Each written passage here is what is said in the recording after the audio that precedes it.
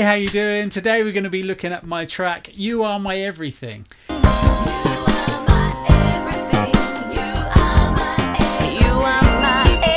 This track is all about the right hand slap technique.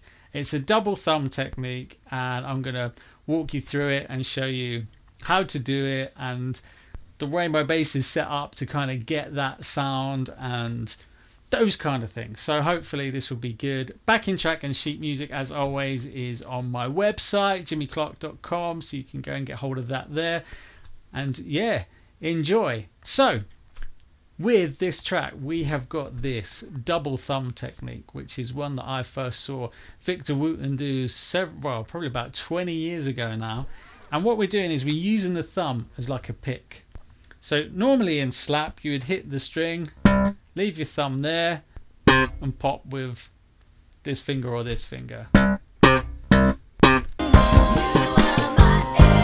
With this double thumb technique, what we do is we hit the string, and then the thumb goes underneath it. You see that?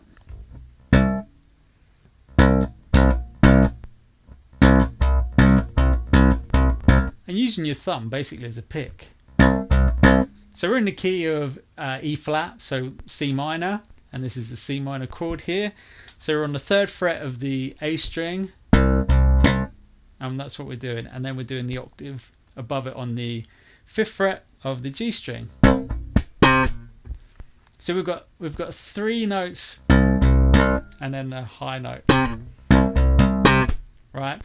But actually what we're doing is we're only playing the first note with the left hand, and then we're lifting off and doing the second 2 notes as mutes.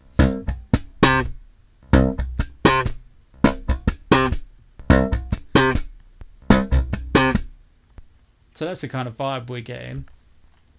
And then we're moving the same pattern to the A flat. This is the chorus, by the way. To the A flat. And then we go down to the F, which is the 4th fret to the 6th fret. So 4th fret of the E string, and to the F, which is the 1st fret, and then to the B flat, which is the string above on the A string, 1st fret of the A string.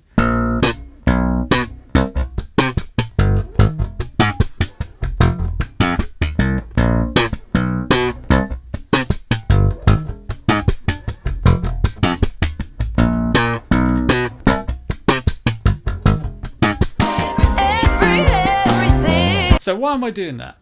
Well, I could just play. I want that kind of extra just movement in the song. I could play that last kind of demonstration and it would sound fine, it'd feel good, and it'd be alright. But by doing it like this,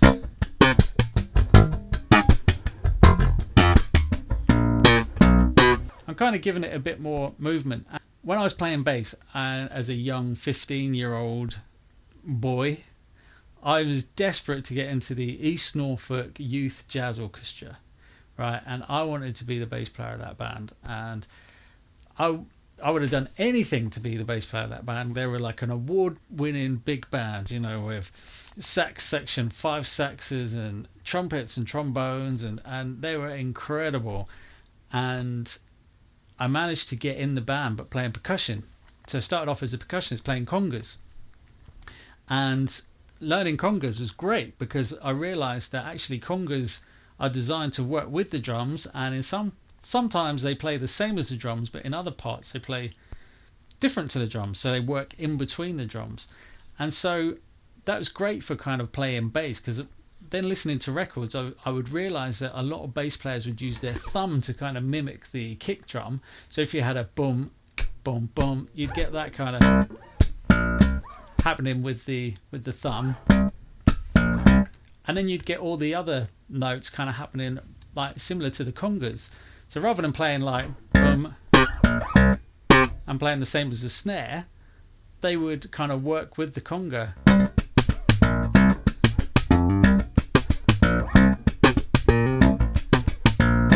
And you get that kind of groove, you can kind of feel that pulse more, I think. If you're playing, you should, whether it's rock or reggae, soul, anything, you should always be able to feel the pulse, right? And I always think, if I go up to someone and I do this, I should be able to feel a pulse. If I can't feel a pulse, that person's dead.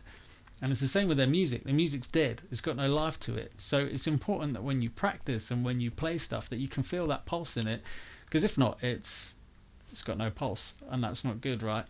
So by playing things like this and these kind of little kind of groovy things, helps you to lock into the pulse, helps you to lock into what's going on with the other musicians around you.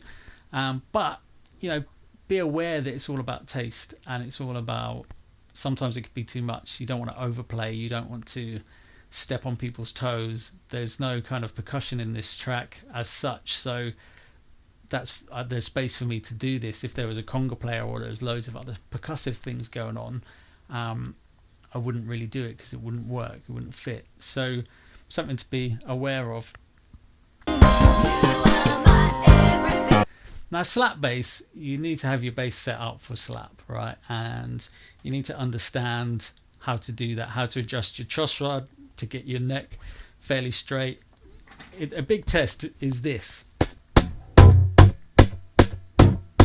Can you get a slap note with your left hand?